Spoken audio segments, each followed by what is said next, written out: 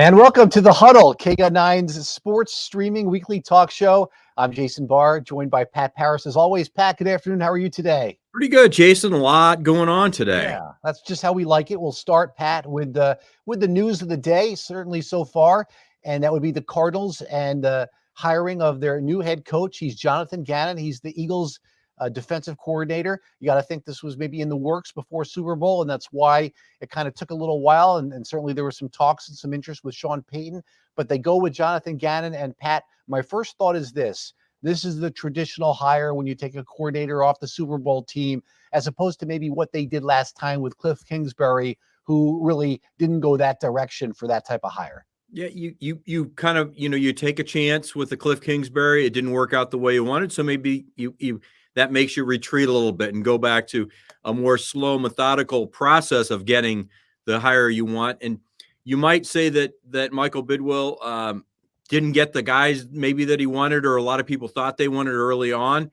I'm not saying they settled for this, but it's interesting that it took a long time for this kind of work out. Now, granted, over the last week when it was clear this was probably going to be their candidate or their choice in Jonathan Gannon, they probably, at that point, then you're going to wait, obviously, until the Super Bowl is over. But my point is, I think early on, I don't think this was really the pick everybody thought the way they were going to go, but that's the way it ended up. So he certainly had a defense that led the NFL in sacks this past year. Took over a defense. I only think he was in that position for maybe 1 or 2 years. 2 years, yeah. 2 years, yeah. Took a team that was, in the high 20s in defense, and I don't think they were up on one of the top numbers. They were certainly in sacks. I got to be honest. I don't know a ton about him. Looks like he's a Midwest. He's kind of had that career trajectory. So, but I just think that sometimes, you just, like I said, you've got a gut feeling a little bit that after a hire that's maybe not the most traditional hire doesn't work out, you kind of go a little safer route. And if he came recommended, he's going to be the guy. And so that's who the Cardinals are going to go with to replace Cliff Kingsbury. And certainly, a very important hire for this new general manager, as they now have their guy and they can go get their players. They're non-ego players, as they said about for 23 and beyond. Yeah, what he did in 2 years in Philadelphia was pretty impressive. I mean, 78 sacks is 78 sacks, whether it's 16 games or in this case 17 games. That's right. That's the third most in history. The other two teams did it in a 16-game schedule, but still very impressive. It's interesting though, because you've got a defensive guy here on a team that has been predicated around offense the last few years, with a couple number one draft choices at quarterback and finally settling on Kyler Murray, and then Kyler Murray gets hurt. But that we'll have to wait for it to play out when Kyler Murray comes back, and the massaging of the egos and try to motivate a guy that some people say needs to focus a little bit more just on football, maybe not on video games, and Kyler Murray. So we'll see how that all shakes out. Bottom line, Jason, this team won 4 games last year, so they've got to make some improvements. They're going to lose potentially 31 guys on that roster to free agency, unrestricted free agents. So I mean, they got a lot of work to do from what I can tell. All right, so we go now to the Super Bowl, and Pat. Actually, before the Super Bowl, I should say the other big news of the day I want to get to, Pat, regarding coaching is Kevin Sumlin, the former University of Arizona head coach. He was with the Houston Gamblers last year of the USFL season there. He's now going to be the co-offensive coordinator at Maryland. This is just breaking here. He's got a couple of other responsibilities, some positions he's tackling. I think maybe it was tight ends or quarterbacks or whatever. But basically, he's back in college football in a co-offensive coordinator role. He's got to reprove himself, certainly after what happened at Arizona. A little surprised, I think, to see him in a co role, at this level of his career.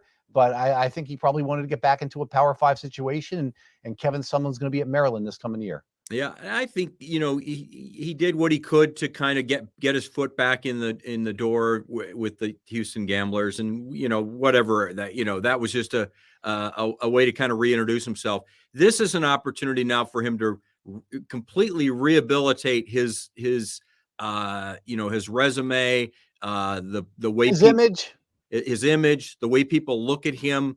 Is he a head coach? Is he is he just a coordinator?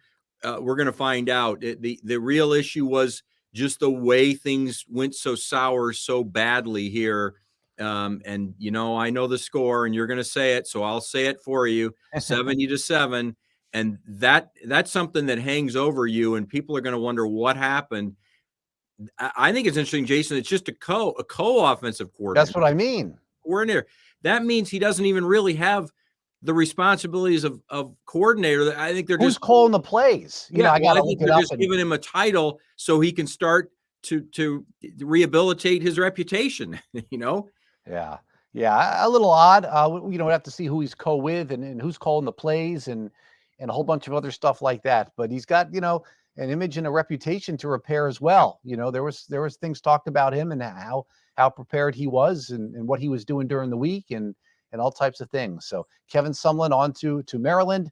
By the way, Rich Rodriguez had a good first year as head coach at Jacksonville State this past year. So I think it's fun to follow along, and we might be doing a little bit more of that come March Madness with a certain former U of A basketball coach. But Yes, right. That's for a little bit. All right, now let's get to the Super Bowl. Hey, good for you. You thought the Chiefs were going to win. I said don't say. I had no confidence in my pick in the over/under. I didn't want to go there. I did think the Eagles were going to win because of their defense. I don't know how much the field affected the Eagles' pass rush and the fact that they did not sack Mahomes one time. Mahomes on a not 100%. They didn't really ankle. come even close, Jason. They didn't Yeah. even come close. Well, we don't know how much the field had to do. Nobody wants to make excuses. But everybody's playing on the field. I know, but if you're a defensive end, Pat, you're trying to get traction. Yeah, I your didn't see. first step, you're the one taking the first step. The offensive lineman is reacting, and if your first step is back, I mean, this is a game of a second or two. I didn't really hear that was the biggest complaint. The biggest complaint seemed to be guys when they planted to make cuts. When they had momentum. But regardless, both teams played on. I don't think I think it's an embarrassment to the NFL, but I don't think it swayed the outcome of the game. I think what was impressive was that the Chiefs were able to handle that pass rush. The Chiefs were able to, they reworked their offensive line after they lost to Tom Brady and the Buccaneers a couple of years ago. And I think that made a big difference. And Patrick Mahomes is Patrick Mahomes, despite the fact that he had clearly tweaked that ankle again before halftime, and he came out and he looked tremendous in the second half. So I want to get to the hold or the non-hold, but I want to say a few things first. I agree with the take that this was a thrilling but very imperfect Super Bowl. And I think that the game highlighted what's good about the NFL, but it also exposed what's wrong. And I want to put a few original thoughts here that I haven't heard anywhere else that I'm just going to give. Somebody on the phone with me, a family member, said, wait, now they team on a kickoff on a touchback gets it on the 25-yard line. When did that change? So, and obviously it's many years ago, right? But I had to explain that the incentive is now for the receiving team to not catch the ball and just let the kick go so they get to the 25-yard line. Why? Because the kickoff is the play with the most concussions in the NFL. Most dangerous. Most dangerous. They're trying to reduce concussions. But until the very last squib kick, I believe every kick was just kicked way out of the end zone. Everyone was. You're right. And if the commissioner, Roger Goodell, thought that the extra point was a wasted play when it was, at the 2-yard line, how is that not a wasted play? I know people have come up with other ideas, but I think that was exposed, Pat. And I'll give you what else I think was exposed.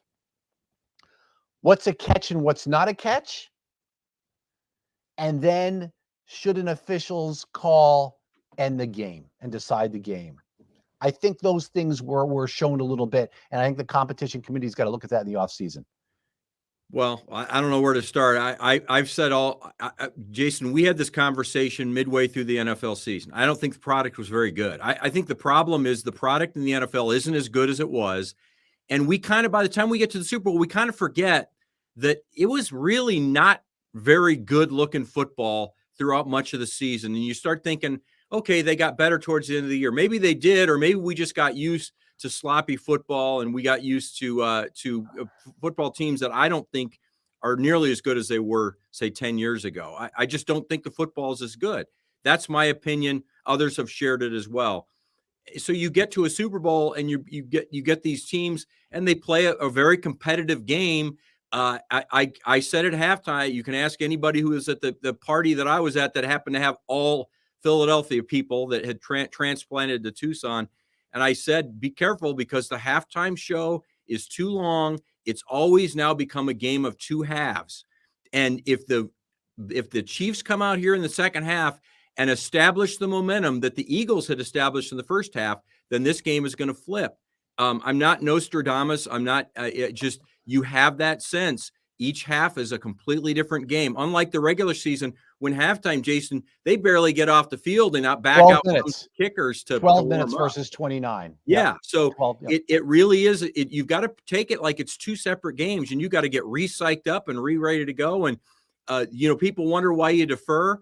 That's why you defer, especially in the Super Bowl, because you can establish your own new sense of momentum just by getting that opening kickoff and going down and scoring, which is what the Chiefs did. Jason Barr, Pat Paris, we're here on the Huddle talking sports. Super Bowl, we'll get to Arizona basketball in a little bit. As for the hold, here's my take on it. Yeah, if you just want to go by the letter of the law, sure, it was a hold. And Bradbury said afterwards, he admitted it was a hold. But I think that if I was the official, I would have tried to make a very fast assumption. It's hard to do on the fly. By the way, you can leave comments if I didn't say that in the comment section for those listening. And what I would say is, if Juju Smith-Schuster wasn't going to make that catch without the hold, I would not have called it. And I know that's easier said than done, but if I felt the hold was really close and prevented it from happening, yes, call it. But in that case, I wouldn't have called it, because you can't underestimate how big that penalty was. Otherwise, they would have had to kick a field goal. We would have had almost 2 minutes left on the clock for the Eagles to come back and try and tie the game, if not taking the lead. And we would have gotten a possible, that dramatic, wonderful ending that the Super Bowl should have had. Instead, that flag pretty much ended the game. Let's step back a second. First of all, I think one of the problems that we're having with the average fan, they think the hold was when Bradbury, the defensive back, kind of put his arm around Juju. Well, there were two little holds there. Yeah, but the original hold, the actual hold, was clearly a hold, and that was when Juju Smith-Schuster was coming in towards the center of the field and then made a 180 turn to go the other way, and Bradbury pulled his jersey. There was no question, and that's what even Bradbury said. Yeah, I pulled his jersey. Forget about the having his hand around the hip when the ball finally was in the air. This was before the ball was even thrown. So what you're asking, Jason, is you're asking for the official to hold his flag until he sees that hold, but don't throw it yet. He sees him with the arm around him. Don't throw it yet. Then he sees the ball in the air. Don't throw it yet. Then the ball lands in the end zone and Juju Smith-Schuster was 10 yards away. Okay, now I'm not going to throw the flag. No, he saw the hold of the tug of the jersey and began to throw that flag. And by the time he had his hand around him, the waist, here comes the flag in. To me, it was a penalty. He called the penalty. Everybody says it was a penalty, except somehow on the broadcast, they got to thinking only Mike Pereira said, no, it was the pull of the jersey. They kept showing after the pull of the jersey, and I think it confused fans, made them think it wasn't much of a call and it shouldn't have been called. You can make the argument, key point of the game, don't make the call. But I think he made the call based on the tug that Juju Smith-Schuster couldn't make his break and get free of the defender, and that's why he called it. Well, listen, if you could challenge flags, that wouldn't have been overturned. Right. So Yeah. it's tough to argue with that point. It really is. I still just don't think I would have called it just because of how big that is. I don't think that prevented the touchdown, but that's fine. I don't think you're wrong. And certainly Bradbury said afterwards it was a hold. Whether or not he was told, some people think, he was told to say that. He's being a good soldier, if you will. But he said it was a hold, so he quelled all those Eagles fans. I think that was his own personal. But at the end of the game, it did. Yeah. So I think it's just the frustration of it that we didn't get that fantastic ending. And you're right, Jason. But here's what what Eagles fans look at like. Well, we've got to give Jalen Hurts a chance. If we had a chance, we're gonna score. Well, don't forget that the Chiefs did a really good job against Jalen Hurts in that offense in the second half. They scored 11 points, yes, but they also punted once. They got in third down situations. My point is, there's no guarantee that they were going to go down and even kick a field goal. They had an opportunity that was taken away by that flag. Whether you believe it was a flag or not, I personally believe it was a flag and needed to be thrown. But there's no guarantee. My point is Jalen Hurts wasn't tearing up the Chiefs defense like he was in that first half. The game had changed. The Chiefs had made some adjustments, and I don't think it's as simple as saying the Eagles were going to win that game like Eagles fans seem to think. Oh, that no, they I would. don't think so either. We'll Yeah. pull up a couple comments here. First, Yeah. Alex Steiniger, our loyal viewer, lots of angry Chiefs fans in my house during that play. Well, they couldn't have been angry very long because you got the call that you You wanted. got the call right. And Doug Preston, I think the money across the business has made everyone complacent. I don't think the money has made everybody complacent. I think the money's got everybody's attention. I don't think the products is degraded. Yeah, the field wasn't perfect. Really, the biggest change has to do with the protection and the safeties of these players. You know, when I was growing up and Pat was growing up, we had something called, NFL Crunch Course, where they had the VHS video every year. And even on the Monday Night Football introduction, it would be two helmets crashing or something, So Oh, yeah. Alex says he meant Eagles, by the way. He said, oops, I meant Eagles. Yeah. Well, I listen, if you're an Eagles fan, you're going to see it that way. Yeah. There's no doubt. There's no doubt. Yeah. So, but back to your point, Jason, that we used to spotlight the big hits every week. You were heroic for dishing out these big hits and blowing guys up, and it's just not that way anymore. And I'm not saying that's the only reason why I think the NFL is struggling right now for the quality of play on the field. For that, I don't want to see guys with brain damage. I don't either. And I think we're just going through one of those periods where, because the rules have changed for the better to protect the players, I'm 100% with you on that. We're just going through an era where we're seeing it. You don't know, guys let up sometimes going into the quarterback, and that allows the quarterback to get away. And we're going through a learning process of what's going to get called and what isn't. And so that maybe affects the play a little bit on the field. And, maybe it's not the greatest football we've ever seen. That doesn't mean it won't get better over time. We'll just have to wait and see. If you think the product's been degraded, have you seen the salary cap for next year? It's like 14 or 16 million more, I think. Hey, have you seen what these teams are worth and the TV money coming in? There's no question. If the Suns are valued at $4 billion, what do you think the Arizona Cardinals are valued at now? I don't think that's the great. Hey, let's spend 5 minutes here on Arizona basketball before we got to call it a show here. Yeah, they suffered another loss. Big deal. They've lost 4 times this year. It happens. It happens sometimes on the road. Just when we think, oh, wow, this team's really, really good. What a winning streak. And then you kind of bring them back to life a little bit. And what the issue was in this particular loss was, Azuolas Tubelis went from scoring 40 to 4. When you're on the bench with foul trouble, he actually didn't miss a shot. He was 2 for 2 in their loss the other day. And so he was in foul trouble. He's done a great job of staying out of foul trouble. But now somebody's going to take a look and say, hey, look at this. Let's post up Zoo. And try to get him out of there. And he's now going to be treated like a superstar that he maybe was not thought of earlier this year. Well, that comes along with when your coach asks to get some national recognition, and it starts with local media, Jason. So you tweet out that, and all of a sudden, it's my fault, Pat. He gets a lot of national recognition, and now all of a sudden, teams are like, you know what? This guy's putting up 24 a game. All of a sudden, we got to figure out a way to slow him down. And one of the ways to slow him down is make sure he doesn't catch a pass. How do you make sure he doesn't catch an entry pass? When he's sitting on the bench in foul trouble. So what do you have to do, Jason? Yeah, Umar Ballo needs to step up. We need to see Umar Ballo playing like Umar Ballo was playing in the first. That 8th guy is Henry Vasar. Well, we've already determined we're going to play. We see 7, maybe 8 guys, and the 8th guy is going to be Ball. Adama Ball. So yeah, you want, it'd be great if there were another 7-footer could step up. But the point is, you need to have Azuolas Tubelis on the floor for 32, 34 minutes a game. You need to have Umar Ballo on the floor for almost 30 minutes a game. And Umar Ballo's got to take some of that pressure off of the teams that have good inside presence. And Stanford has a good inside presence. They have a couple other teams that they'll run into. Hey, they got to get by Utah on Thursday night, Jason. Yeah. That's a game that they didn't match up well at all with them. That's right. You know, I can't believe the way Stanford played. If Stanford played like that all year, they wouldn't have been 10-14 going into that game. I tweeted out that it reminded me of a race car trying to stay on the lead lap, and the race car is racing the leader so hard, and it's like, well, why didn't you race that way for the last 30 laps? You wouldn't be Yeah, fighting to stay you on the wouldn't lead have been lap. in that position. Yeah, Doug exactly right. Preston writes, I Now, can't understand what was that. but here's the flip side to all this. While they're, here's a team that it stretches, as you pointed out. They look like they're not gonna lose another game. Then they lose a game like Stanford. You know what we didn't see last year when they even had a better.